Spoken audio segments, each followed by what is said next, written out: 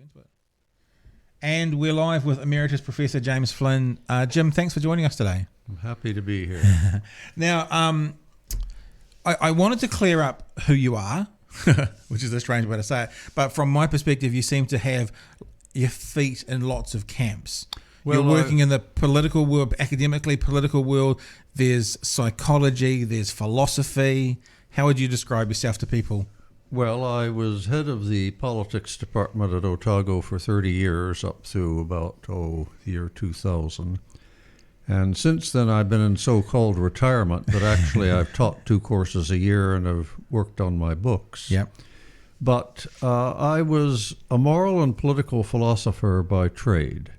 That was my specialty. But I've always been a political activist. I ran for Parliament from Dunedin North for the Alliance. I've been active in the peace movement. I've also made a name for myself in psychology through the Flynn effect. Yeah. That is, I was the one who detailed massive IQ gains over time, and that led me to write books on the theory of intelligence. So I guess you'd describe me as a moral and political philosopher with an interest in the social sciences, but also a political activist. The world knows you. If you were to get an invite to a university to come and speak, would it most likely be because of the Flynn effect? Would that be the way that most academia would know your name? That I certainly could get invited almost anywhere in a psychology department on the strength of the Flynn effect. Yep. But I have been interviewed around the world on philosophical subjects, and I've retained a strong interest in the American scene. And this is actually I guess you'd call it the 3rd book on American politics I've written. So we'll have a look at your book in a sec, because this is where we were introduced to each other, where I saw information on you on the Quillette website. Sure. And actually, David Seymour told me your story as well when he came in for a visit, which is interesting because on one hand he was deriding, thank goodness the Alliance Party's not around anymore, and on the other hand he was saying, but what you're doing at the moment with your freedom of speech is really important. So it's interesting to him to get the it's interesting political bedfellows at the moment when you're talking freedom of speech, where it can go from the far left to the far right, and everyone in between can be singing from the same song sheet when it comes to freedom of speech, it would seem, at the moment. Well, the sad thing is that almost all of them talk about free speech, but very few of them are committed to it. When I was a young man, of course, I was persecuted during the McCarthy period. Right. And at that time, the right wing were in charge of the universities, and I was bounced twice before I came to New Zealand and suffered many of the defects of socialists under the McCarthy period. And the free speech movement started at Berkeley, and these people all seemed to really believe in free speech. But once they got in control of the universities, they instituted a new realm of censorship. So when I hear people endorse freedom of speech, I always wonder, who are they arguing in freedom of speech for? What they often, I think they're saying, is freedom of my speech. Exactly. That's often what they're saying. That's often what they're saying. Yeah, I don't want to know about your speech, but I want to be free to say what I want. Exactly. They try to turn a test of ideas into a test of strength. I mean, the strength of free speech is that you have to be able to refute your opponent and defend your position. And once you abandon free speech in favor of censorship, it's just who has the power. And when the conservatives have the power, they ban left-wingers. It appears that when liberals have the power, they ban everyone they don't agree with. I won't say right-wingers because I'm not a right-winger. Yeah. But I do discuss the race and IQ controversy from an evidential point of view. And for many liberals, that in itself is forbidden speech.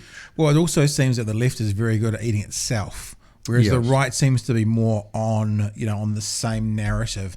And a good example is we had a conversation with a couple of academics last week, actually, from the university about transgender athletes in sports. Yeah. Now, I'm a through and through supporter, ally, activist for the LGBT community. Look at my name and Google me, you'll see it for the last 15 years.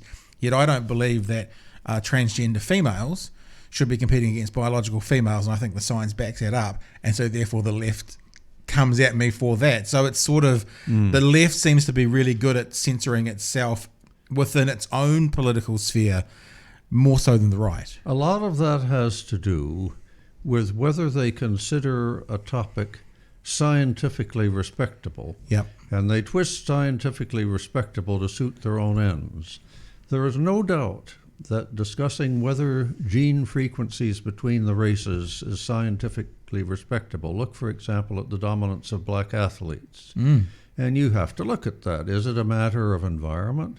Or is it a matter that on average, and I stress on average, blacks are born with a faster reflex arc, something that would give them an advantage in getting off the blocks in a sprint, Yep. and something that would allow them to recover faster when they've jumped a hurdle. And it's an open scientific inquiry. Now, if you're the total dogmatist, you say there just aren't any genetic differences between the races. And then you run into things like sickle cell anemia, which is much more prevalent among blacks than whites. And you just sort of ignore that. And then when it comes to intelligence, you may make an exception for every trait except intelligence. I think part of the thing is no one wants to be at the bottom of the intelligence. Like, I think no one would bat an eyelid to say, and I believe this is correct me if I'm wrong, that I think looking across the world, Singapore has the highest on average IQ at the moment. That's supposed to be true. So, I mean, the evidence is not powerful, but what evidence there is shows that. But no one's going to be offended by saying that Singaporeans have the highest IQ on average. Well, this, you see, is how people who are my opponents in this scientific debate, Richard Lynn and, of course, Arthur Jensen, they say, how can we be racist? We feel that the statistical genes favor East Asians, and then it's white, and then it's blacks. We don't put our group on top at all. We just follow the evidence. And they're correct in saying it's an evidential issue. I think they're wrong in assessing the evidence.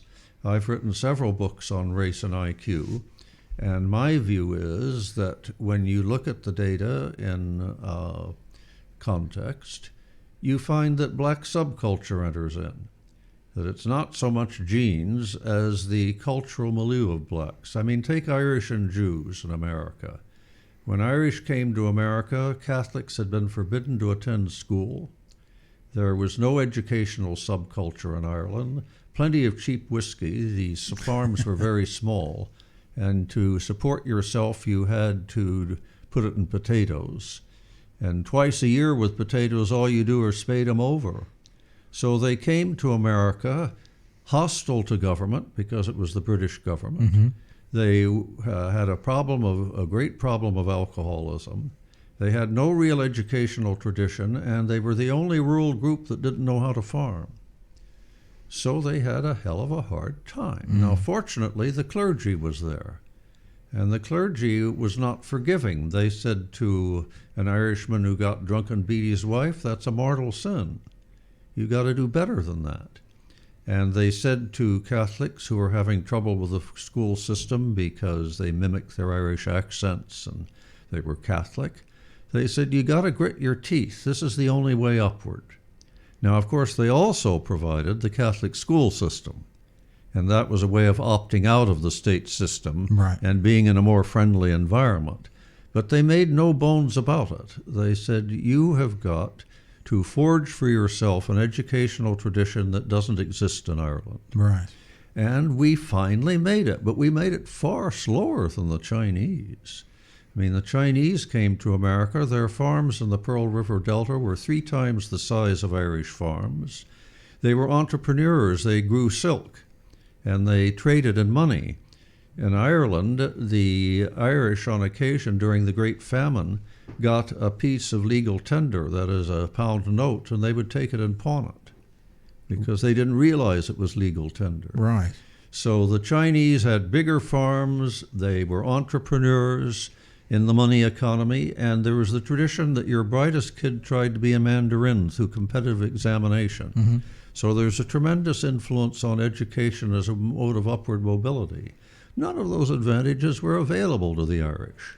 And when you look at the subcultural differences between the two groups, I don't think you need a default hypothesis that somehow genes are involved.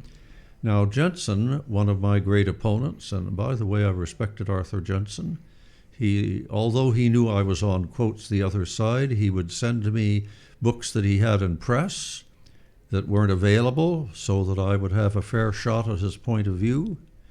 In conversation, he didn't do anything beyond the evidential. He didn't attack me as a person. And Jensen made the point, which is a very interesting one.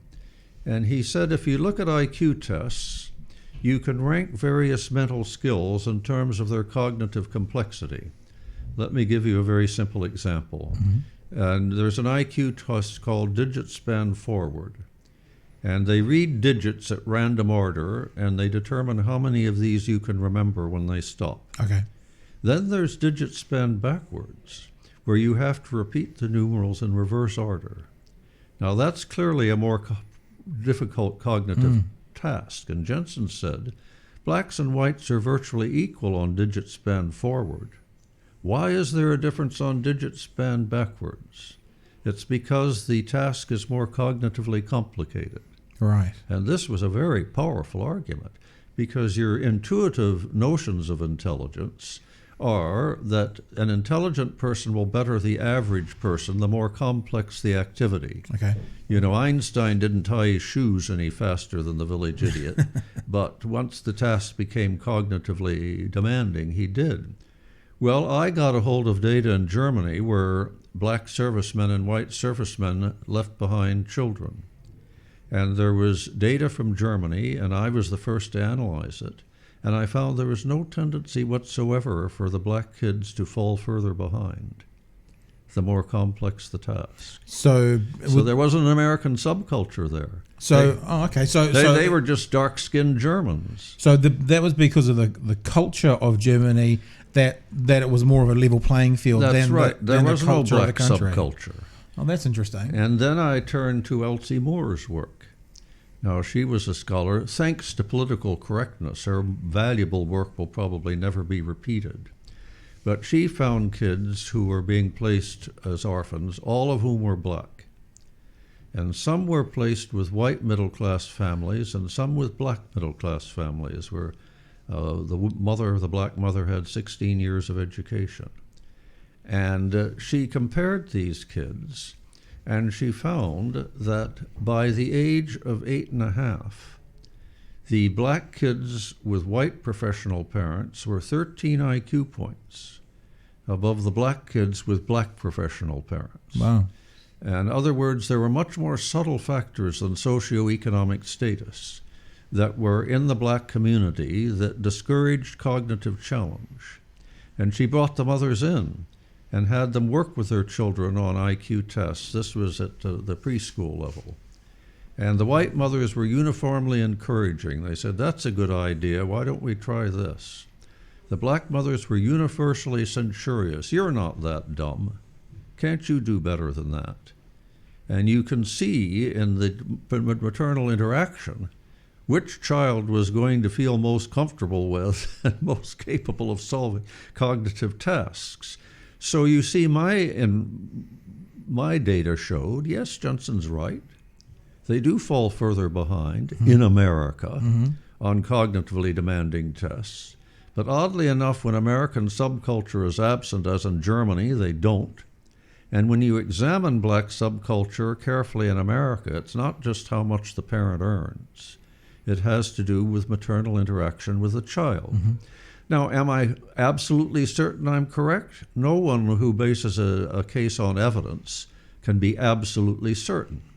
But I've gone on record of saying that I think that in terms of average genes for IQ, blacks and whites are approximately equal.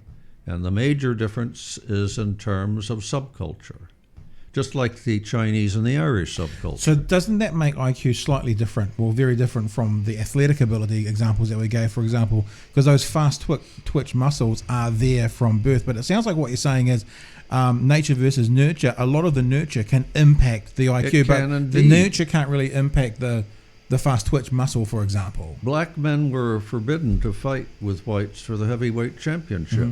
They could have faster reflexes and get that punch across faster, but their environment forbade them from demonstrating that capability. So, but I'm attacked all the time. They say, you're blaming the victim. Right. You're What victim? You're saying that there are bad things in black subculture that need to be cured, and that in itself is racist. So I'm attacked all the time. So you're in an impossible position. If you say it's genes, you're hung up by the toes. Yep. If you say it's environment, they're saying, well, who are you to say that the black subculture is less cognitively demanding? But what you're saying, I'm assuming, is it's a combination. It's a combination of genes and well, in this case, culture. I don't think the genes are a factor between the races. Right, okay. They're a factor between individuals. Right. I don't have the genes to rival Einstein. Yeah. And Jensen has been quite clear that the brightest person in America could be a black male. Yeah. He says it's just a matter of averages. That if you look at the average black performance, it's below the average white. But there's still an enormous overlap. You know, he never denied that even with equal environments, at least a fourth of blacks would overlap with the top 50% of whites. So when you do the research... And he also emphasized you should judge people as people. Yeah. I have whatever endowment I have, irrelevant of whether I'm an Icelander or an Irishman or a Frenchman. I'm me. Yeah. And he said he couldn't understand why there was all of this screaming and howling. Well, you and I can. Mm-hmm. He said, I'm of Swedish extraction and have never been very ethnically conscious. I was just thinking, I can see why some people would find it uncomfortable. They are indeed. They don't want it discussed. Because on one hand, it could be seen as you saying you're quote unquote dumber, my word, not yours, because of your skin color. The flip side is you're saying, I don't know, or it could be interpreted, you're not saying, I should rephrase that, it could be taken as you're not good enough parents or looking after your kids well enough. Exactly. So therefore, so I was wondering, let me just say one thing Yeah, here. sure. All studies show that black parents in America use far more corporal punishment than whites. Mm-hmm. They show it, but of course it's never talked about in polite society. I mean, the articles are buried in journals, and for anyone to say that in a common room in a U.S. university. So if you don't know the cause, you can't provide a cure. If you don't know there's something the matter with the preschool environment of black Americans, and you're not willing to put your finger on it, and you're not willing to try and isolate just what it is, you can't, of course, get a solution except by accident. Is that, I'm just trying to draw parallels here with it's kind of almost what you're saying is kind of almost what with the gun debate in America, and that the US government, because of lobbying from the NRA, forbids the National, what's their health department? Medicaid, Medicare? No, not that. The department that does the studies, that studies diseases. National the Health Service, or Health anyway, their equivalent of the NHI sort of thing. They are forbidden from studying the effects of gun control, of gun registration, and also of climate change. And they're not allowed to study that stuff. And so because they're not allowed to get data about gun control, then there isn't any evidence to bring into a gun control debate. So they can say there's no evidence. Because for that reason, they amuses me because they say guns don't kill people, people do. And then they point out that Canada has the same frequency of guns in private hands as America does. Yeah, exactly. And my answer to that, then, yes, you're right. People use guns to kill, and apparently Americans are far more susceptible to that than Canadians are. Yeah. I mean, what they're saying is quite true in different cultures. Different people are likely to use not only guns more often, but knives more often, and beat people up with their fists. And when they say it's not guns that control people, you say, well, Americans have amply proved that they shouldn't have access to guns. The Canadians haven't proved that, so they can be more lenient. The parallel, I guess, I was trying to draw as well is with your studies, that people aren't, because people, say aren't talking about the disharmony between white education and upbringing and black in America. Right. They can't find the differences. Because they're not allowed to talk about that difference. They can't put in place policies to help support those parents. Elsie Moore's data was collected in the 1980s. No one has ever dared to do her study again, which means, for all we know, there have been subtle changes in the back home that make this much less of a factor. No one knows. But I have proved, along with Bill Dickens, that blacks over the last generation at the median have gained 5 points on rights. So I guess as that, and as well, I suppose, I guess kind of what you're saying might be is that because of the political correctness, to use that term, we're not allowed to discuss this disharmony scientifically, yeah, exactly. And so because of that, in a way, it's just a self-fulfilling prophecy, and that the future's generations are going to get either worse or not get better because we aren't able to have that discussion. If you ask the average academic, does not applying the scientific method illuminate every problem? They would say, well, yes, it does. And then you say, well, why exactly is this little group of problems over here one where it's not respectable to apply the scientific method? Well, at which point they start saying, oh, that's not a real scientific problem. The rationalizations they use are 4. The first is that intelligence is not a solid concept. Well, gravity wasn't a solid concept either when Newton came along. Yeah. But I would define intelligence as when people can solve the cognitive problems to which their society gives priority. Yep. At that place and time. Yep. Now that means, of course, that a Western test wouldn't be good for Aborigines, because the mental abilities to which their culture gives priority is mapping. You better be able to map in the Australian outback or you die of thirst. And memory. They are not a literate culture, so there's an immense amount of memory. Yep. And if I were to design an IQ test within Australian culture, it would cut out mental arithmetic. Right. It would cut out pictorial arrangement, because these are skills which are very valuable in the West, where moving up through education is important, vocabulary, but they're not that important there. Now, if I wanted a test that would predict how quickly Aboriginals would adapt to mainstream Australian society, that's another matter. I'm thinking that sometimes. So wait a minute, we've defined intelligence. Yep. That is, intelligence is solving the cognitive problems that are prioritized at your time and place, and that's a good enough definition for me. And that's different for everybody, as you say. Like mapping is incredibly for a nomadic person. Let me give you an illustration from mapping. In World War I, almost no one owned a car. Okay. And after the 1950s, almost everyone did. Yep. And now we have automatic guidance systems. Now we know from data that during the 20th century that London cab drivers had an enlarged hippocampus, which is where map reading is going. They exercise that part of the brain. They had to be London cab drivers. Just as you do weightlifting, you build up your biceps. And their hippocampus was physiologically enlarged. I will now make a prediction that the hippocampus will go down because of automatic guidance system. So at a certain point, our society emphasized that as a cognitive trait. Now it isn't. And your brain is like a muscle. It responds to the demands your environment makes on it. And if your environment heightens a demand, that your competence will go up. If it then neglects that demand, your competence will go down.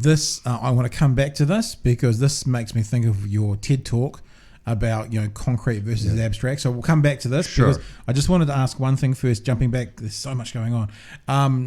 Talking about the research and what the research shows and what you've been able to prove. Do you think one of the problems, not the problems with research, but the way it's being received, is that a yes/no, a black/white, an up/down can be very binary and cold on some level? So what I'm wondering is, how do you then move from what the research says into solving any problems brought up by the research? So the American culture, the black culture in America, how do we solve the problem of what's happening to help them become more equal in the IQ world? I think that what you have to do for one thing is to give blacks far better schooling than they're getting, because they're not cognitively challenged to school to the same degree. But you see, that seems an obvious answer, but if you're scientifically informed, you also have to look at the black preschool home. and find out. Do Elsie Moore's thing again. You see that they've gained 5 points, and no one knows why, because we don't have the data. Now, if we had an Elsie Moore doing it today, she might find that when black children are raised by black professional parents, they're only 7 points behind whites at the age of 13, Right. 8.5. And then we would know that that has been the main progress. Now, we would still want better schooling, but we wouldn't be disappointed. We wouldn't just introduce better schooling and expect it to be completely effective. Do you think you could just nutshell out for us briefly the Elsie Moore, what the research was? Because you've mentioned it a couple of times, saying it won't be done again. But I don't think we've quite said what it is. She had 48 black orphans to be placed. Okay. I think it was divided. 24 were placed with white parents who are professionals, where the mother had 16 years of education, and 24 were placed with black professionals, where the mother had 16 years of education. And despite that, at the age of 8.5, there was a 13-point IQ gap. And as I say, when she brought them in for interview, she found there was a marked difference between how the black mother and child interacted as compared to the white mother and child in terms of encouragement, in terms of not using negative comments. You're too dumb to you're not that dumb. So when people say, why have you found that the blacks have gained 5 points? I say, could be some nutritional advances. Right. Could be some educational advances. Could be preschool advances. But without the data, it's very difficult for me to say exactly why they've gained 5 points. Now, note that it's now really about a 10-point IQ gap. Okay. And anyone who says that black and white environments are equivalent today is mad. The best you could say is that if they were equated, the black-white IQ gap would be about 4 points. Now, twins and singletons differ by 4 points. And no one runs through the streets getting excited about that. I am convinced that in all probability, if there is a genetic difference between black and whites for mean IQ, it is small enough that we need not fear about the future of blacks as achievers in American society, which is the big issue. I would be amazed if I were mistaken in that. And yet I'm the only person who has looked at the German data. Quite a few people have looked at Elsie Moore's data. But the point that I'm making is that by arguing with Jensen and reading his material, I'm infinitely more sophisticated than I would have been if I had just said, this man is a racist, let's burn his books. That's almost know thine enemy. Not that he's enemies, but know thine opposing view. That's right. You can always, as a scholar, you always try to imagine all the objections to your position. Yeah. But imagining is not the same as having someone who passionately believes in them. They will push them much harder than you will in your imagination. And by arguing with Jensen and Lynn and Charles Murray, I have an infinitely more sophisticated understanding of the dynamics of black society. I have an infinitely better understanding of quantitative genetics. I've, for example, had an article where black women were said to be genetically prone to being psychotic because they were less favorable towards marriage. Well, I proved through exhaustive data that if there are 100 black women who are of marriageable age, there are only 57 black men who are still alive, out of prison, not on drugs, and have even half-time employment.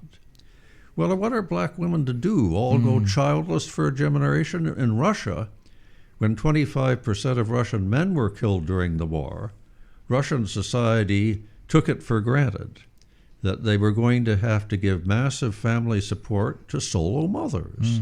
1/4 of Russian women weren't going to go childless. They were going to have children with married men, and they were going to have children with men who were too irresponsible to stick around.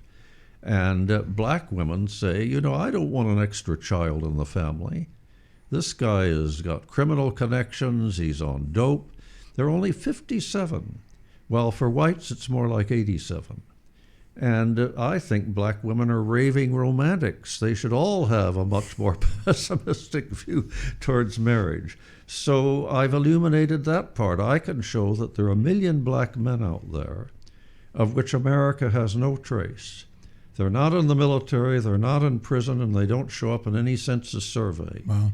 They're just totally alienated. And that is not true of either white men, white women, or black women. If you compare birth and death certificates, you find there's no real difference. Right. With black men, you compare birth certificates and death certificates, and then you add in the ones in the military and the ones you pick out in the census. There are 1 million black males so alienated that no one in America, and I would bet you that they're not promising fathers. So the amount you learn, what is Plato all about? In all of his dialogues, there's someone he's arguing with who dissents from his point of view. And it's all very well to say, dogmatically, I believe black and white are equal, and to try and shut up anyone at university like me who treats it as an evidential question. The resulting is a colossal ignorance, which does great damage. And of course, partially it does psychological damage. Mm-hmm. It gets you accustomed to not taking seriously any position you don't like. This seems an appropriate time to talk about your book, because there are some truths that you're putting out there, research-based, evidentiary truths that you're putting out there that a lot of people might think are uncomfortable, to say the least. It made me uncomfortable, but that's not the test of a scientific investigation. What makes you uncomfortable? The test is what, yes or no, 1 or 2, plus or minus. Yeah, I mean, it made many people very uncomfortable when Newton was challenged. Right. He explained so much. And here you had these piddling differences in the orbit of Mercury. And they just refused to take the precursors of Einstein seriously. They showed, well, all the orbits are in place except Mercury's. And that didn't seem very important, did it? And yet it led to a total revolution in physics. That is, it led Einstein to give up the concept of gravity and to argue that there was a space-time continuum and that in the vicinity of mass it curved.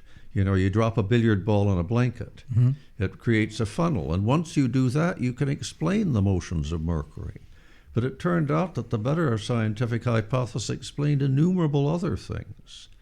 And, the science progresses through people being uncomfortable. I think it was George Orwell who said in one of his books, I think it was the first edition to Animal Farm, and he said, if free speech means anything, it means using speech that makes people uncomfortable. Yeah.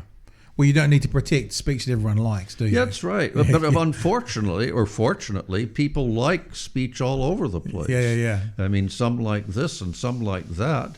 So if you go to a university, there's almost always a constituency waiting for you, right, to condemn you, whatever you say. Well, let's look at this, because the reason I don't know too much about the book, its content yet, other than what I read on Quillette. There was a summary of it there. Yeah, on Quillette. That's what I read on Quillette.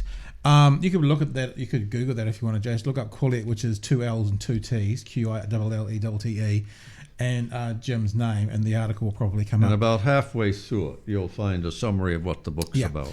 And we can post that as well, so other people can come and find it if they need to. But before you explain what happens in your book with Emerald Press, just give us a brief rundown as to what the book is, what it's about, because it's talking about freedom of speech. I tried to give a much more comprehensive view of all the factors that limit free speech in universities than is normally given. The worst type are the ones who say it's all the fault of the intolerant left, and then there are those who say, but it's all the fault of the intolerant right. Mm-hmm. But what I wanted to do, I divided it into 3 parts, and that is what others do to academics. And you have on campus, on a lot of campuses today, a group of young students whose hearts are in the right place. Mm-hmm. As I've shown in my material on cognitive gains over time, they are likely to put general principles to a logical test. My brother and I used to argue with my father, who is an Irish American, who was mildly racially prejudiced, though he hated the English so much he didn't have much room left for blacks. But he was mild. And we would say to him, what if you woke up tomorrow and your skin had turned black? And he would say, that must be the dumbest thing you've ever said. Who do you know? That he wasn't willing to take the hypothetical seriously. So he couldn't go into the abstract. He wasn't willing, you see, not taking the hypothetical seriously, he couldn't see if his position was logically consistent. Was it not able to, or couldn't actually literally do it? His mores for him were like an inheritance of precious jewels that you polished and never altered. Mm-hmm. For people, thanks to the cognitive and educational gains of the 20th century, that's no longer possible. You won't find a racist today who tries to evade that question. They'll misinterpret Jensen and say, oh, black and genes aren't the same. If I woke up tomorrow with a black skin on average, I would have worse genes. Right. But so you have a lot of kids who are today much more morally sensitive than they used to be. With this, since 1980, there's been a rise in ignorance. That is, fewer and fewer people are reading books, fewer are reading history.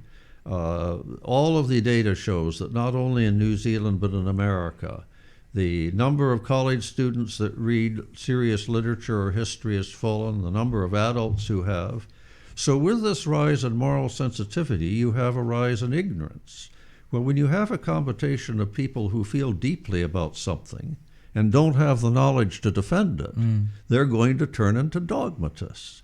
They're going to say, no decent person denies this. And anyone who questions it, well, they can't answer. None of them could answer Charles Murray at Murray. You hear that a lot, don't you? You hear people say, like, any intelligent person would believe that X, Y, Z. So they're basically, the premise they're set up is, if you don't believe this, you're not an intelligent person. Well, I've had a lot of email from the Quillette article, and one woman amused me, and she said she essentially agreed with me, but she said, I said at one point that gender differences need evidencing, and she said, surely we can take these as given. Well, surely we can take these as given. One of the great problems among women is that fewer of them undertake disciplines that have a high mathematical content. Right. And some people will say that this, Jensen, by the way, didn't believe this, but Richard Lynn does. And they say that women, on average, the brightest mathematician in the world could be a woman. There's an overlap. But they would say, on average, this makes sense. Women, for some reason, have a cognitive deficit when it comes to mathematics. By the way, Jews have a cognitive deficit when it comes to spatial visualization. Oh, is that right? Yeah, it's very persistent. Any research say why? No, it's hard to tell why. I mean, we have to examine it, don't we? Yeah. But who knows what it could be? So some people allocated or tied up to the fact that they have worse vision. Okay. And that perhaps this impedes you in terms, that would be an environmental, well, is it an environmental factor? The worse vision could be genetic. I wonder if they parallel park their cars less than we do. That might just be simply what Well, it is. you know that women are notoriously pilloried for parallel parking. However? But at any rate, I've looked at this, and I've said, well, there are three possibilities here. That the difference is purely environmental, might be one. Yeah. That the difference is genetic, but has nothing to do with your cognitive ability. You find that women drop off in mathematics the less the mathematics has anything to do with human concerns. There are plenty of women in psychology, plenty of them in sociology, fewer in organic chemistry, fewer in statistics, and fewer in pure math. Now, when you do studies of infant boys and girls, you find that right from birth, the girls seem more alert to the concerns of other people. A girl baby will cry in sympathy with a baby in the nursery more than a boy will. If people walk by where infants are in cots, the girl's eyes will follow the people more often than the boys. And it could be that women are genetically more inclined to human concerns and are not interested in mathematics unless it has a human payoff. Well, men are more like chess grandmasters, they like the mathematics and it doesn't have to have. So another possibility is that there's no genetic difference here cognitively, but there's a genetic difference in characterological development. And then the final possibility is that it is a genetic cognitive difference. Now we have to look at all that. What's the point of just saying, I know men and women are equal, and I'm not going to look at the evidence? I come back to my point, and every area, everyone will say that science is the best method for exploring the real world. Mm-hmm. And the real world includes individual differences. And yet, when they are down to it, they always find, if they're a highly attuned intellectual, an excuse as to whether arguing what they don't like isn't really a scientific issue. Now, I've pointed out one. They say, we don't know what intelligence is, so how can we measure it? Right.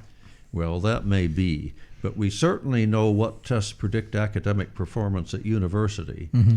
And even if there's no such thing as an IQ test, we would like to have better black performance at university. Secondly, they say that all tests are culturally biased. Yeah. That is true, but that proves the reverse. If you're a black in Chicago, to say, oh, well, your kid would be better on an IQ test as how you got along in the wilds of Africa. It's just that whites are better at getting a chemistry degree. You would say, well, that's not much solace. I don't want to send my kids to the wilds of Africa. If you're saying evolutionary, we have an advantage there, so what? I want my kids to get a degree in chemistry and get out of the ghetto. Let me bring up one point that's amusing, and that is how Teachers College indoctrinate their students. Sure. And they are sent out believing in a totally mindless egalitarianism. And there was one Teachers College in New York where a student complained, not to them. He knew he'd be thrown out if he complained to them. He wouldn't get his degree. And he said, we went to visit a black ghetto school where the principal had done an unusually good job of getting kids into university. And the man addressed us, and when we got back, our teachers cautioned us. They said, do you see how anti-ghetto he is? He thinks it's important to get people out of the ghetto. Wow.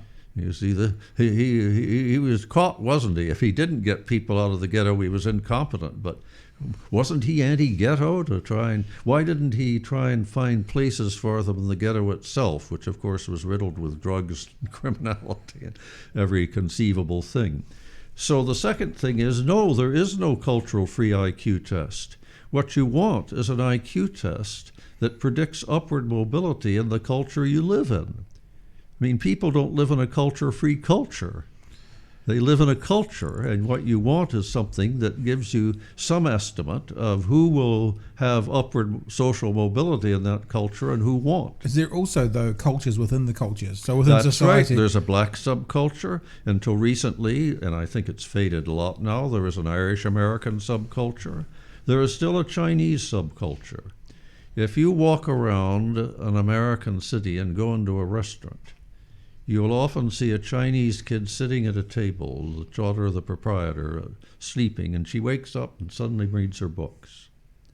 You won't find that much in an Irish diner. Right. There's a difference. So when you're measuring IQ, though, within the culture that might be America or New Zealand or Australia, and then there's other cultures within that. Like if it was New Zealand, there might be a Maori subculture. Within Maori culture, Pākehā subculture, there may be a new immigrant subculture, there may be an Asian subculture. Exactly. So how do you then actually measure that IQ when within the culture that is New Zealand, there are other cultures making that? I'm afraid what you have to do is to say, if all of these people have a permanent investment in New Zealand, yep. While it is wonderful for them to celebrate their language, and it's wonderful for them to celebrate their history, when it comes to certain cognitive abilities, if they do not adopt to the dominant culture, they pay a price. Now, you might feel it's fine to pay that price. The price the Irish paid is that very few of them initially qualified for university. And my father, for example, was a very good civil servant. But at the end of the day, the Chinese guy across the desk kept working. My father went to the press club and drank and argued politics. Now, if you said to my father, did he want to be like the Chinese, he'd say, hell no, I want to argue politics at the pub. So they came from different cultures, and of course their performance tended to be different. The Chinese guy was much more diligent. Now, if Maori want to say, we have a traditional culture such that whenever something is on the marae, the kid drops out of school and comes back to the marae. Mm-hmm. We have a culture that's much more athletic, and of course there are going to be fewer books in a Maori home. The Maori remind me of Irish Americans more than any other group. We were considered unusually violent, unusually criminal, and unusually drunken. Just a little. When you say, of course, there's going to be fewer books in a Maori home, are you just saying research shows that? Yes. But it shows it in all lower SES homes, and Right. Maori tend to be lower SES. But what I'm saying is that every group, if they wanted to have those peculiar cognitive skills that lead to equal social statistics, that is, equal numbers at university, equal salaries, equal housing, they have had to acquire the skills of the dominant culture. Now, Jewish kids didn't go against their tradition. They went to Hebrew school after, ordinary school. Mm-hmm. Chinese kids kept up their Chinese language. So I'm not saying that keeping up a cultural tradition is bad, because it helps to ameliorate the difference between your traditional culture and the dominant culture. But it does mean that if you want equal social statistics, you can't have a lower vocabulary than the average Pākehā. You can't be worse at mental arithmetic than the average Pākehā. And you have to say, if we interrupt the schooling of Maori kids more often than Pākehā kids, if they are more sports-oriented than intellectually oriented, if they have parents who read and discuss books less often, the price paid for that is unequal social statistics. And doesn't it also come back to then also what you value? So it sounds like what you're saying is, if everyone wants to have be equal in outcome, they need to adhere to a dominant culture. Dominant subculture. The school system in New Zealand is not a Pākehā school system. It's an international school system designed to help people get ahead in industrialized societies. And it's just one instance of it. You note what happened in China and Japan.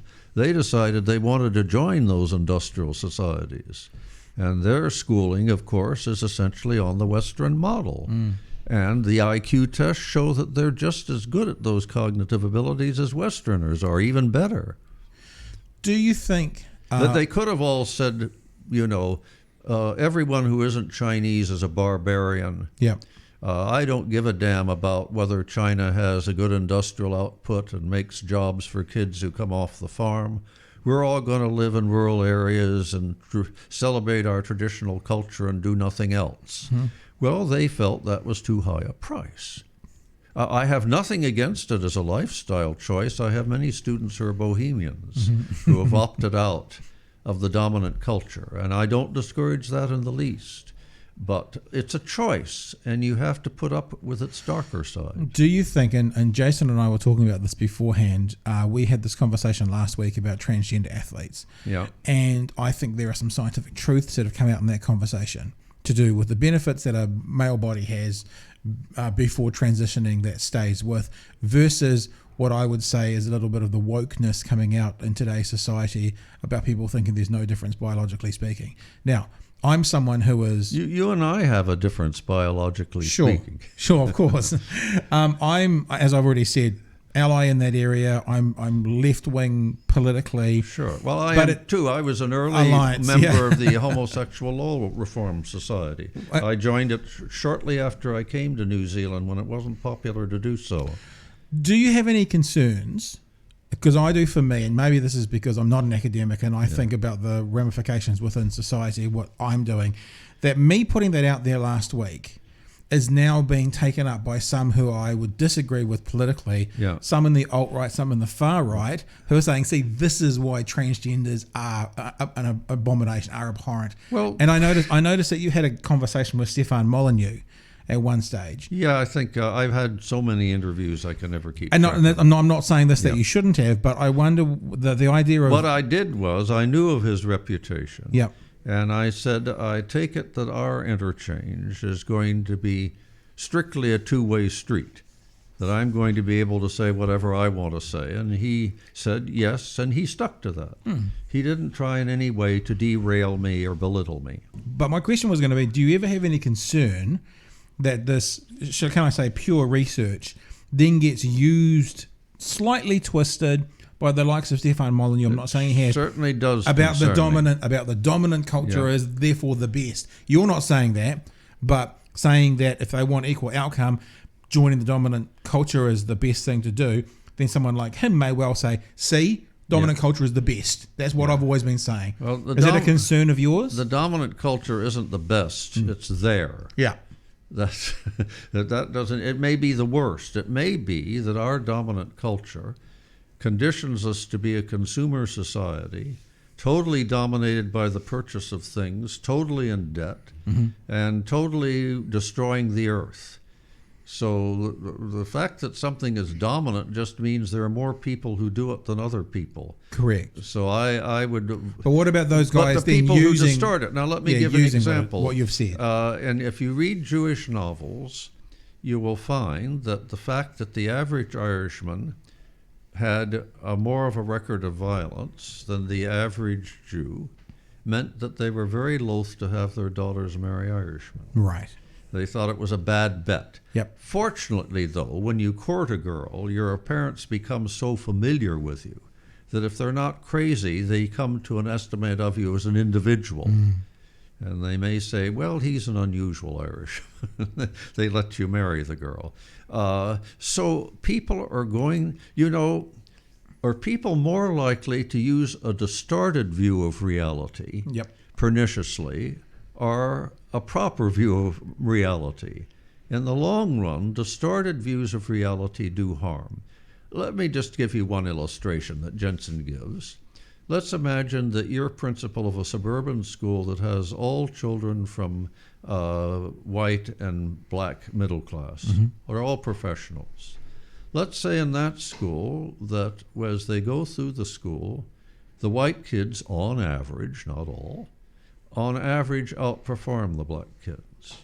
Academically speaking. Yes. Yeah. Now, if your mind is dominated by liberal nonsense, you will say there have got to be things in that school that are structurally racist. We've got to have this principal's head. It could be that the principal is doing the best job anyone could do. And despite the fact that the black kids are from professional homes, there is still a black subculture that affects their performance. And the principal can't reorganize American society. He can only do the best he can do on the spot. So this would be a case of persecution, where you would be dumping a perfectly sympathetic and perfectly sympathetic and competent principal because of an unattainable ideal. That is a magical principle that could change the differences between Irish and black subculture overnight. Now, some of the racists will say, aha, Flynn all talks about subculture, we know it's genes. To which the only answer I can say, put your genetic hypothesis forward and see if it survives Flynn's objections. Yeah. And also the example you've just given of genetics when those same kids were left after World War II in Germany doesn't show. It doesn't. It's interesting. Not only did they have virtually the same IQs as the ones left behind by white servicemen, well, there was a difficulty in that because they gave mental exams before they let people into the army, and more blacks were disqualified than whites. Okay. And my view is that what the tests really show was that the offspring of black servicemen, if you took them literally, would show a 3-point genetic gap. But all the evidence shows that in Germany there was sure as hell a lot of racial prejudice against blacks. And I would say if you look at it just superficially, you would say of the 15-point separation between black and white at the time, 12 was environmental and 3 was genetic. But we also find, when you had a black German child, you were automatically convicted of sleeping with the enemy. Right, of course. You had a harder time. But what people didn't do, and what I did, was to say, why don't we look behind this at the hypothesis that blacks do worse the more cognitively demanding the test? So I think the German data shows that that factor virtually disappeared in Germany. It also makes me think of the principal you were just talking about, Prince of PAL, at the school. That the outcome from there, if there was that difference in those results, the best thing to do within that little culture, that school culture, is to go, how do we address this? How do we make this? Well, to start visiting black homes and say, you people should be more interested in cognitive affairs, that would be an intrusion of a sort no principal would make. I have a nephew who is a professional, and in his home, the only books are a Bible, travel guides, and children's books. Right. There's not one other book there. His children show not the slightest interest in education for its own sake, that is, aside from vocationally. Right. And none of them read at all. Now, I don't lecture him. He's chosen that. He doesn't want cognitive challenge. He likes playing cards, and he likes the court stuff that he gets involved in. And what can you do if you're a principal at that school? You can't call the black parents in and say, we have evidence that shows that this deficit in educational performance is your interaction with your children. It may be true, but he sure can't say it. He's got to fudge. But what he could do is go, okay, so what do we want? As an example that you've just given us, we want more books in homes.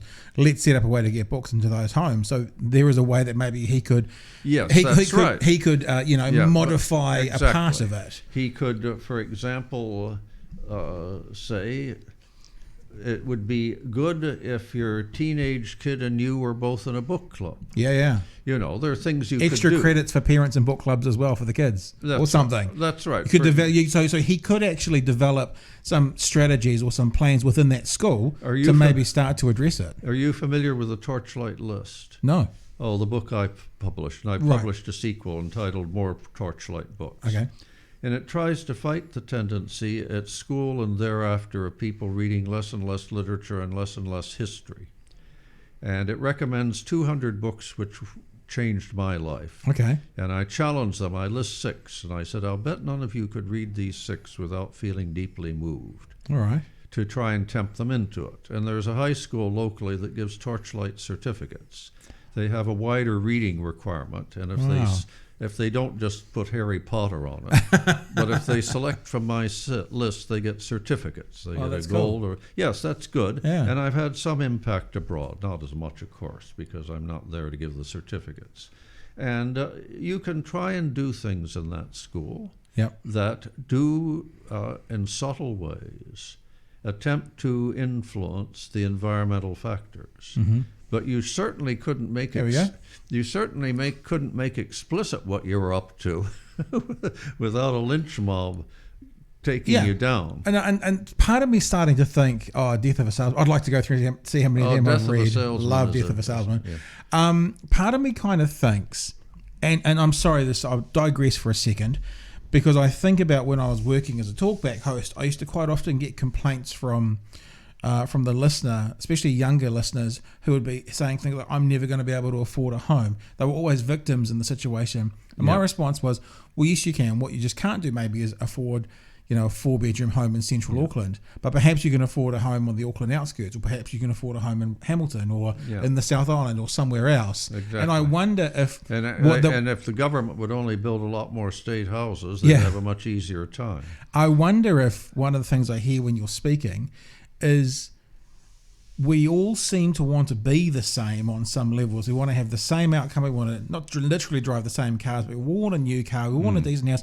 If we were to accept our, for want of a better word, place, accept and be happy with where our strengths are and move forward in that world, it must free people up a lot. It sounds like...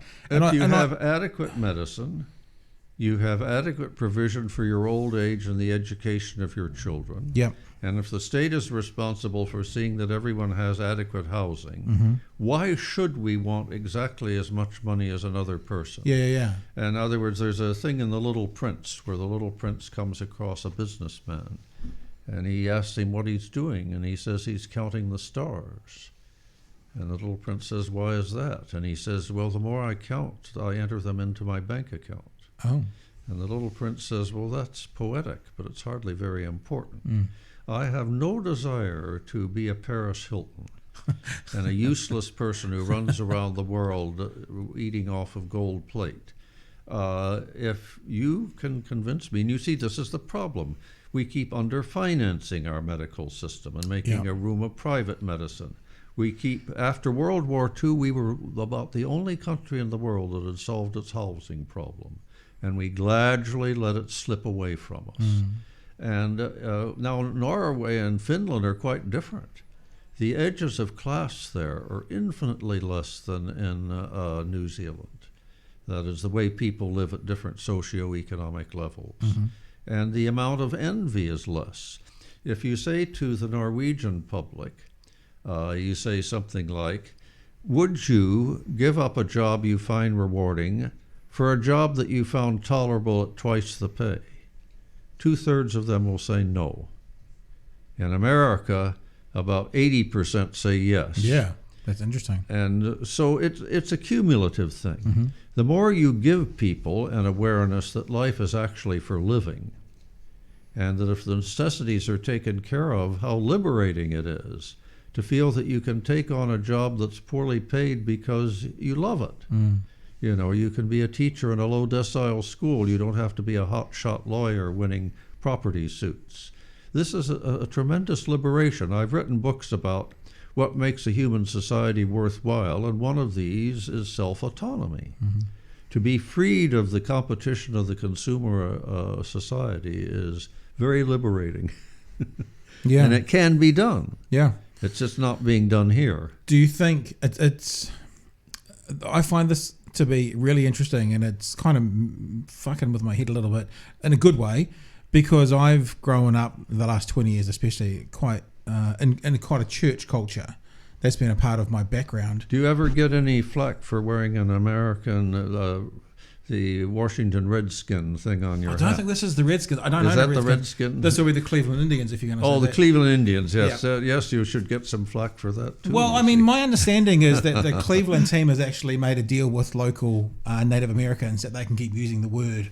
So that's my understanding. But no, Yes. I'm just kidding. I've never had any flack about it. Yes, that's interesting. They're not attuned to the American scene, then. No. In America, you would run into some flack. Yeah, I've got about a half dozen hats, eh? I think I've brought it up on the show before, but or conversation. But there's this this really great comedy TV show called The Unbreakable Kimmy Schmidt. And I won't go into the plot details, but basically there's a narrative arc in the story in about season 3 where one of the characters is quite a rich upper class Manhattan socialite, and she starts dating a man who runs a baseball team. Yeah. And she becomes part of the management, and they find that because she herself is part Native American, and she basically, long story short, they discover that if they call, because I think they're called the Redskins or something like that, one of those teams, and they're like, this is so racially insensitive, and they find that their merchandise sales go through the roof because people are buying their merchandise to burn it in the street. And so what they do is, because it's a farcical show, and so what they do is they rename all of the teams throughout the United States to other things. So it's the California abortions, and it's the Cincinnati gay marriage. Oh yeah. And so that they can rename all of the teams to these really, really hated or things. the Washington Assassins. Exactly. And so they go through and they do that sort of thing, and then and so their merchandise sales go through the roof, but so they can feed off that hate that that thing that becomes is Facebook's almost now is people going through what they call the rage click. This is something sort of thing, that brings me back to my book. I've talked about what people do to academics. Yep. Students reporting them for a slip of the tongue. Yep. But academics do things to themselves. That is, there are many academic departments that have what I call a Walden Code. And you're not hired or victimized if you don't follow it. Now, this is clearly true of many black studies departments who just won't put on their reading lists books by conservative blacks, some of whom are profound scholars. But I was amused by one women's studies department where the line is anti-science. Science is a male invention. And so what we really do is emote about our problems, and we don't ever apply science to clarify them, even a problem like wage differentials, which have to be clarified by science if we're to do anything about them. And she said, in every problem raised, there's only one answer, that men. You know, if you raise, why is architecture in Prague not admirable? It's the influence of men. And she said it was like the Monty Python spoof, where they had a quiz program where the answer to every question was pork. Right. It made no difference what the question was, but the answer was always pork. And going full circle back to your book. The last thing I want to say is what academics do to their students. Yep. And by not providing them with any sense of scientific inquiry, without providing them with any sense of why free speech is valuable, and with providing them mainly only a vocational education, and not giving them the cognitive skills they need to confront the world, the student goes out into the world far worse. I don't know if you've read my book, How to Improve Your Mind. I have not. Which is essentially an antidote to university education, and says here are things you actually have to know if you're not to just be a victim of the media. These are things you have to apply to it to see what's true and what's false. Do you think this is more, and Jace, can you bring up YouTube and look up Evergreen University controversy? Oh, yes, that's right. I was going to say, do you think, though, the antidote you're talking about to universities, it feels... I discussed that case. Okay, so it feels to me to be the antidote to how millennials and now Generation Z or Z are being raised through their family life, through their primary school, through their high schools, and then into university, because they're being told things like they'll never, you can have anything you want. They're being told that, everything's available. You've been told that anyone can be president. Being told these things, and then when they get into the real world outside university and their first boss goes, that's when all shit breaks down. And the whole fallout at... Now, do you want to synopsize what was going on with Emerald? Yeah, with the... I'm sorry, with Evergreen. With Evergreen. Tell us, this was a pretty massive story, 12, 18 months ago perhaps? 2 years ago. Explain what happened, and then maybe we can show a bit of footage. Maybe that top one's got some footage there, Tom. Not Tom, Jace today, aren't you? Well, look, if you've established a tradition that students, by threats, either boycotts or reporting for getting teachers fired, can control what's said on campus.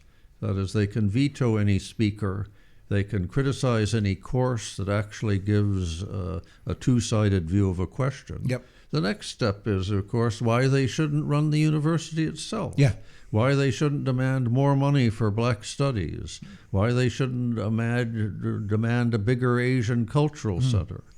And, of course, Emerald was a case where students essentially decided that anyone who was out of step with their image of what the university should be driven out. And they were patrolling the campus with baseball bats, looking for people that they thought were sympathetic to this guy.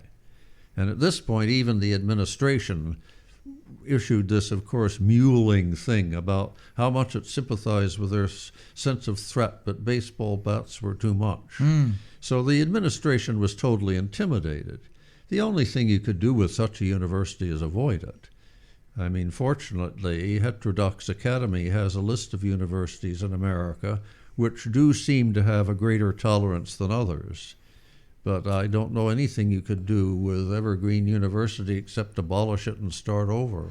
So I can't remember who I was listening to, but there was someone I was listening to in the last few weeks on a podcast, an academic, saying that about 2012 is when you can see this, in my words now, this woke culture, SJW, coming through the universities in America and starting to do things like stopping people talking. Now, Evergreen was the one, correct me if I'm wrong, where there was a day to that for years they'd had a day where the black students would stay home. To demonstrate how important blacks were, whites were forbidden to be on campus. But the lead up to that is the years before, the way the black community and the black students showed their value was they didn't turn up on a day to kind of say, hey, what's missing from here? Yeah. And they flipped that and they said, right. only the black students are going to come to school today. And only black staff. And only black staff. And there was a couple of people who basically said, no, that's not. One guy in particular. Yeah. What was his name again? I can't recall now. It'll come up there if you have that but video. He said no, and that blew up into He said he was going to go to his office. Yeah. He wasn't going to do anything spectacular. Yeah. But he wasn't going to stay off campus. And this alone was sufficient to have threats to his wife and threats to his children. And I think he was eventually driven from the campus. And I think the point of that is he got told no. I mean, those students got told no. And this is the point. There is a generation at the moment, the generation who has these things, who are enough to fire off satellites into space and all of a sudden bitch and moan because they drop out for 10 seconds, yet they're going to space and coming back again with these calls, but that's not good enough for them, who are telling university professors, if you don't do this, there's going to be trouble. And the professors are saying, well, no, we're not going to do that. And then it blows up into a worldwide story and protest. It seems that the word no hasn't been spoken to some of these millennials and Gen Zs for through their lives. A lot of bad things have happened. For example, the majority of courses in America are now given by adjunct professors. Mm-hmm. These people never have tenure and they're woefully underpaid. They're exploited right and left. And they're at the mercy. There's one where an adjunct professor in his class used the word wetback, and that alone put him into, I forget whether he chose to have his mind corrected by psychologists or whether he was fired. Was that in context though? Because that's a slur for Mexicans. Yeah, but it wasn't a slur. In the old days, wetback was sympathetic. Right. It called attention to the fact that due to restrictive immigration laws, Mexicans usually had to swim the Rio Grande. Right. And wetback was a term of sympathy. Right. Today, since these kids, of course, have no historical reference point whatsoever. This comes back to the reading history. And he tried to explain that he was using this in context. Yeah. No, that didn't help. I mean, this slip of the tongue was sufficient that they ought to fire him. I can relate to that misunderstanding. Again, I remember when I was working on Talkback, someone used the phrase, everyone's a coconut. And I'd never heard the phrase before. And what was his intent? What was he talking about? Saying everyone is a petunia or something? No, everyone, like every choice. And I think the saying, again, the context of the saying goes back to everyone can choose to be either black or white. No. It's got no racial connotations whatsoever. I'm actually I see. Lost what did you Google that, Jace? What is the context of the thing? Everyone is a coconut.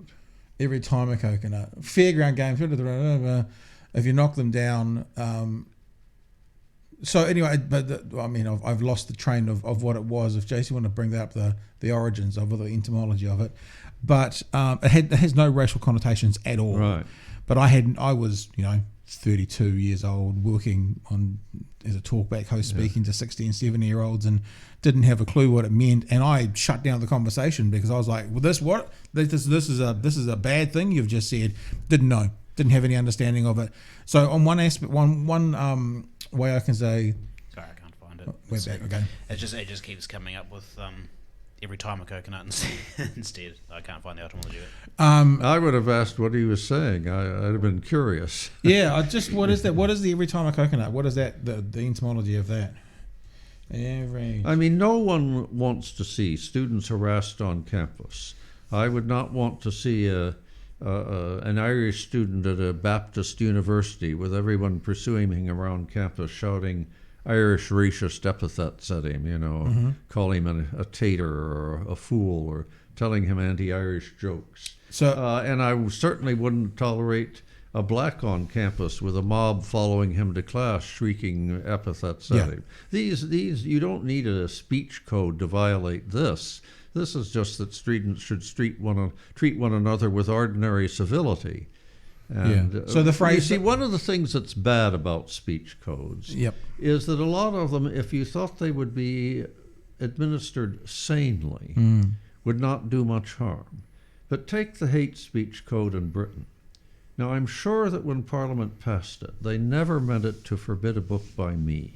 Now, this is of recent times. That's right. This is my book where the publisher said, oh, thanks to the hate speech. Let's just tell the story in a sec, just for people who are tuning in and listening. Basically, it means everyone's a winner every time a coconut. I mean, every time you throw the ball at the coconut shy, you win every time. That's what the saying means. Yeah, from a fair game ground in which balls are thrown at coconuts balancing on poles. So every time a coconut, every time a winner. And of course, being an Auckland boy living in South Auckland, the term coconut can have racial references to it. So I didn't understand it. Yeah. So I shut down that conversation. But anyway, let's get to your book, because this is, I think, an interesting part of the story as well. As you've written this book on free speech, you get accepted by a good publisher.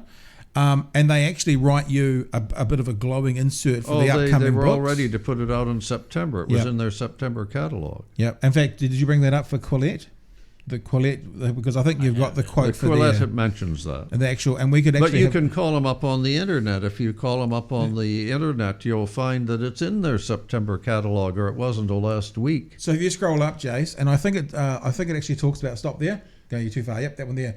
So even the last line of the thing, in defence of free speech, makes an impassioned argument for a return to critical thought. They're on board. They're fully on board. This is what they said about it. Yeah. So that was Emerald Press, and they were like, "This is it. We're in. We're onto it."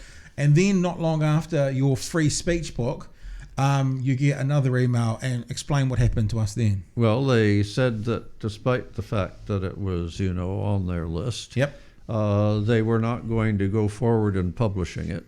First, because of hate speech laws in Britain, which you didn't have to have the intent of inciting racial hatred. They exonerated me from that. Yep. But there might be material in it which, if taken out of context, could be used by a malicious person to stir racial hatred. The thing that I didn't understand about that is every single thing that anyone says basically could be taken out of context. So that's ridiculous. You could, using that law, the Bible would be an excellent case of this. If you take there is no more printing of that. Yes, absolutely. Thou like shalt every not page suffer a witch to live, if taken out of context, could be used to discredit the whole Bible. But the thing that got me was, if you have a hate speech law there, a publisher is not going to say, I'm absolutely certain a court will treat this sanely. Who knows how a court might apply this? Can I afford a huge suit? And they'll consult a lawyer. And a lawyer, of course, is always conservative. He feels that he can't say to someone, go ahead with something, and they have horrible consequences. He'll always be conservative and say, you better not do that.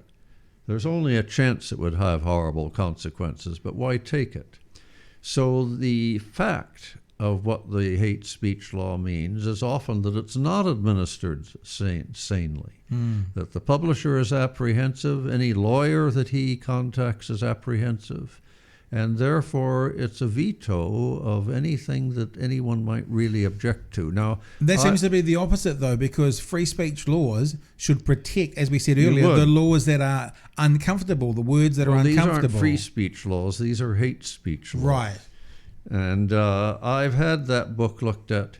No American press found any problem of either slandering individuals or libel. No problem that was beyond the ordinary discourse of academics. Because you do talk about examples of individuals within the book. Yeah, but everything's in the public domain. Everything is in the public domain, and not one of those examples has struck anyone that I have circulated among as having anything to do with slander or libel. They're all referenced. That, I think, was just thrown in as a bagatelle. The real thing was the hate speech. I don't think anyone could read that book and think anyone has been libeled. But you can always put in, if a book mentions 100 people, you can hardly say, well, I've contacted all 100 people and they don't intend to sue. When we talked last week, you were talking about maybe not talking too much about the book until you got another publisher, but good news is... I do have another publisher. They're a U.S. publisher. And unlike most U.S. publishers, they don't seem highly politicized. When you look at the books they published, they're books that might irritate either the right or the left. Because I would have thought the right would have come running to you. The right has come running to me, but I wasn't interested in a publisher who had published the book, often sight unseen, they said, and I could tell what they're up to. They just thought, this is a black eye for the liberals. Yep. Sure, we'll publish this. This will be talked about on Fox News a lot. This is easy. Well, whatever. And then the liberal press amused me because none of them took seriously libel in it. But they would say things like, well, we're not sure that our readership is quite ready for this book. Meaning they had a left-wing readership, and they were afraid they'd get the flack. But so I could have published it with some right-wing think tank easily. Did you think about self-publishing? I thought about that, but that is often taken as a concession of failure, that no reputable publisher was willing to back it. So you have two strikes against you. Although you would have had a lot of publicity around it that might have got you the... It's better to have that publicity in a distribution system as well. But I finally settled on a publisher, Academica Press. So that moved quite quickly then, because Quillette wasn't that long ago. I looked at their offerings. Yep. And I could see books there that would be disturbing to either the right or the left. Oh, that's clever. And they seemed to me the least politicized of any press I was dealing with. So is your book good to go, or does it now have to go through the editorial process? Well, they have. I want them to look through it for typos. That was the point it was with the other. And they undoubtedly will have certain phrases they think could be made clearer. Mm-hmm. Indeed, over the last 6 months, I found a few passages which seemed to me unnecessarily obscure. It'll be essentially the same book. But in the preface, it says that any scholar or journalist who wants to look at this whole case, I will send them the Emerald version of the book. Mm-hmm. And I say it's not been sanitized, but you may want to verify that fact. So these would be serious historians or journalists who are trying to look at a case for the historical record. But they're putting it out, and I'll tell you there's been no need to sanitize it. Oh, right. Interesting. So when does the world expect before the end of the year? Out in time for Christmas. And I'll, at that point, be getting in touch with people like you and journalists and with prominent people saying, make a fuss about this. Now that you've seen this book, you can see how absurd it was to ban it from the public domain. Well, the thing we love about what we do here is we have no real agenda other than interesting stories, interesting conversations. So you should come back before the end of the year. Yes. Once it's out, come back and we'll talk over like this conversation. You're on my list. Gone all over the place. I've got about over 100 people who have said they want to buy the book. Yeah. And then I have 50 people like yourself or do podcasts or stuff, and all of them have expressed sympathy. Yeah. And I've said to most of them, I've done all the local ones because that's a matter of courtesy, but most of them I've said, just wait a few months and raise a fuss when the book appears and people can look at it and see why it was so stupid to ban it. Yeah. I guess the summary of that conversation, that banning conversation, is the culture we see on American universities is being echoed in the laws in places like Canada with Jordan Peterson and the pronoun conversation, and in England with their hate speech laws. I wonder if we in New Zealand will look at your book and go, no big deal. Because what we were saying before we're a bit like, it's fine. We're quite chill about things here in New Zealand. Do you expect to see that culture of sort of oppressing free speech that we see on the campuses and the fear of saying anything wrong because it could be hate speech? Do you see that starting to become influential in New Zealand? I as a scholar, I don't make an accusation without more investigation. I happen to know that the Women's Studies Department at Otago is quite liberal in the views that it allows students to press. Mm-hmm.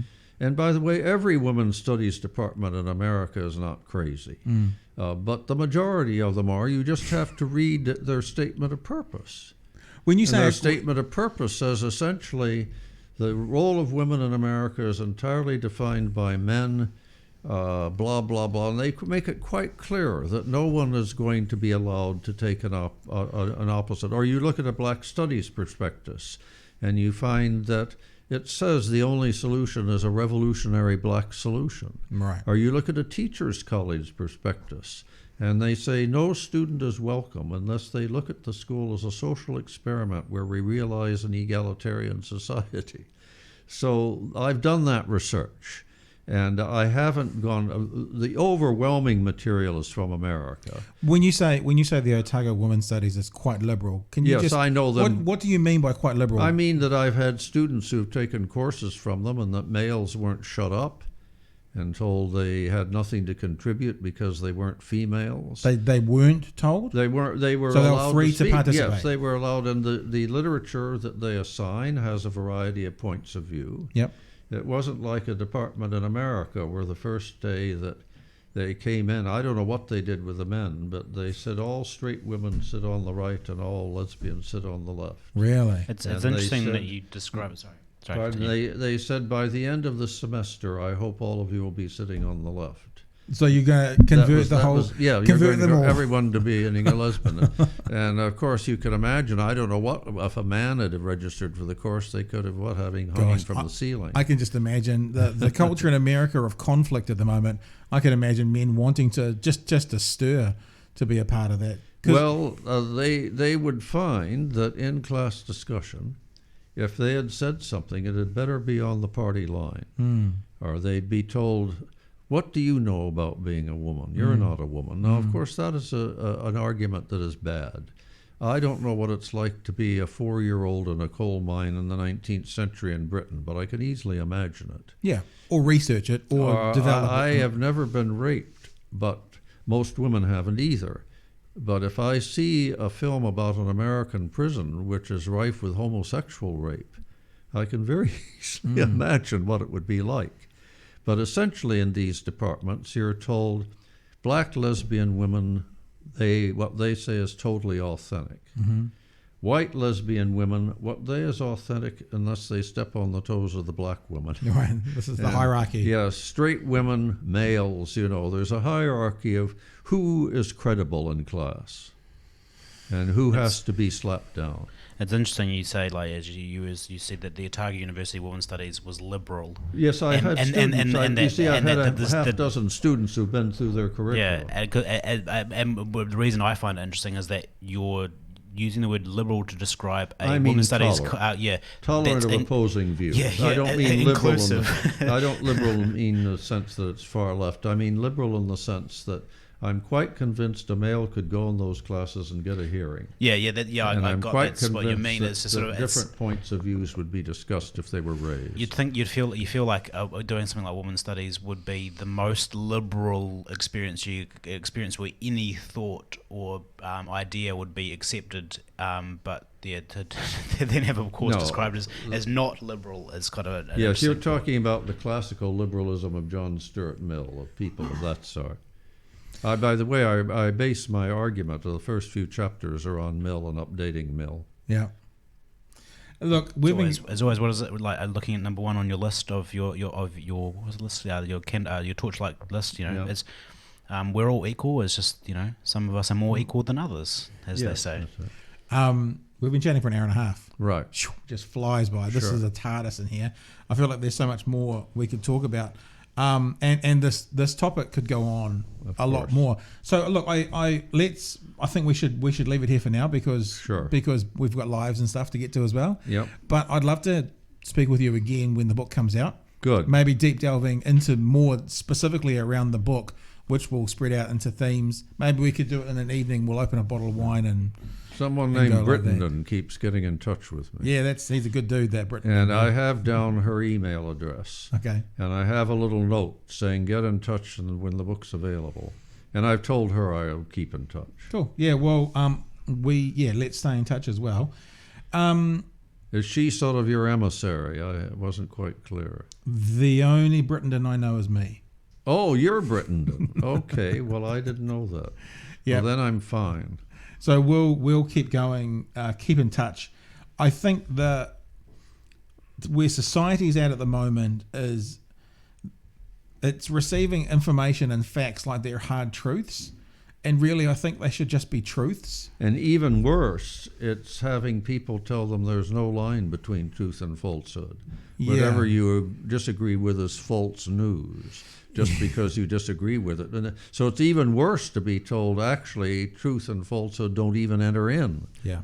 Actually, on that, I saw today actually on Twitter that a guy on Fox News, I wonder if I can bring it up, maybe it's quite a long little clip, but he's a Fox News guy saying, just because you disagree with it or it doesn't fit your agenda doesn't mean it's fake news. Yeah. Yes. It's this is what you said, this is the fact. This is what you said, this is the It's fact. a question that Plato raised between knowledge and right opinion.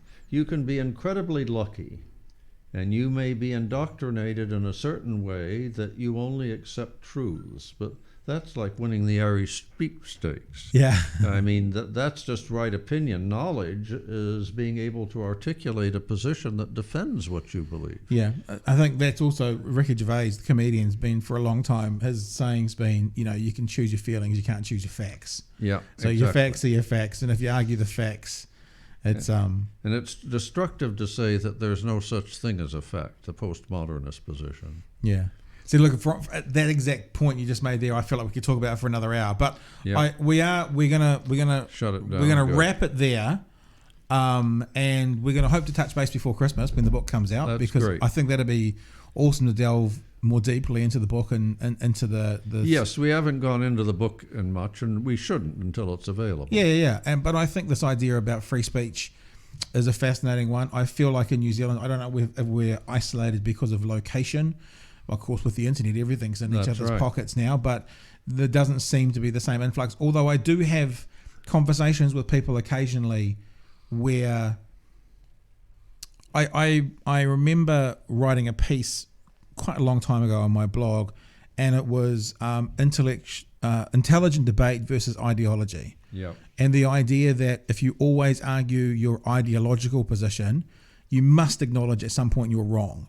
Because Exactly. we can't Ideology has to always be- we can't always be right all the time. Therefore, sometimes you're wrong. If you can't acknowledge that, the conversation's pointless. Well, I've written a book called Fate and Philosophy, in which I talk about bridging propositions. Yep. And you can hold ideals on the basis of an emotion. Mm-hmm. But if you expect to apply them to the real world, there has to be a bridging proposition, and it's subject to challenge. You may hate blacks, but when you go from that to saying blacks shouldn't get the vote because they're too stupid to lose it properly, then you've stated an empirical proposition that can be challenged. So you can sit in a telephone booth and bask in the glory of your ideals, but as soon as you start giving advice to other people, you inevitably use a bridging proposition that takes you from your ideals to a real-world recommendation. And those are all subject to challenge. You can say, I worship workers. But if you say workers are the hope of the future and will bring an ideal society, that's subject to examination. I loved in your TED Talk, I think it was your TED Talk, the example you were given about abstract thinking versus concrete thinking, and the one about the white bears.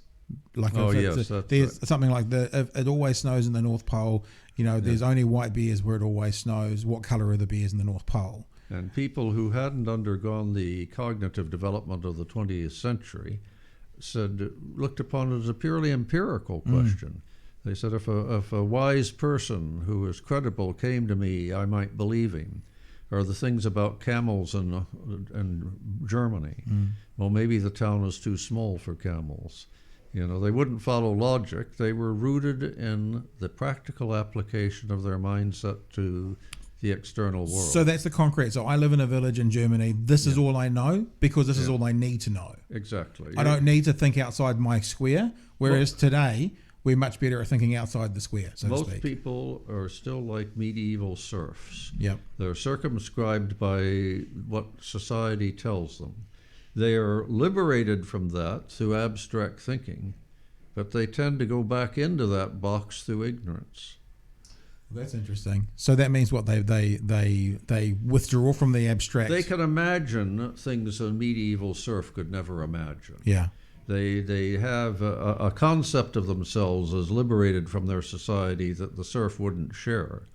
But if they are equally limited as the serf in terms of what they know, they're drawn back into indoctrination again.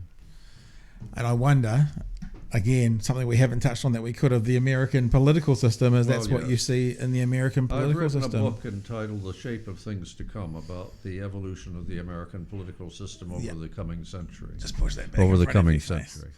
Yeah. All right. Hey, as I said, we could keep on talking forever. Right. I think we will pick up again before the end of the year. That's great. When the book comes out. Okay. James Flynn, thank you so much for coming in. It's been incredible chat. No, I enjoyed it. And we'll be in touch. Right. Okay.